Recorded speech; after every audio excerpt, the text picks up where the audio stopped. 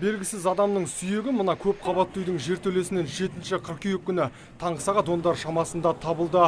Бұл уақытта коммуналдық қызмет көрсететін мекеме өкілдері күл-қоқысты тазалап жатқан. Олардың бірі тұрмыс қалдықтары арасынан адамның бас сүйегін көріп бірден полицияға хабар берген. Сөйтіп оқиға орнына жеткен тәртіп сақшылары мәйітті далаға алып шыққан. Осы жертөленің астына түскеннен кейін 5 минут уақыт өтпей ішінен шығып, екеуі осындай адамның сүйегі жатыр деп, бас сүйегін көргенде, қалған денесі көрмеген, байқамаған.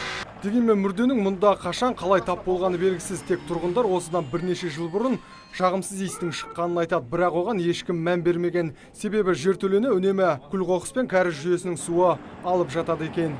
Запах был, может быть. Дәл есімде жоқ, шамамен 4-5 жыл бұрын жертөледен жағымсыз иіс шықты. Сасық иіс бүкіл ауланы алып кетті. Шыдау мүмкін емес, сондықтан мына терезені жауып тастадық.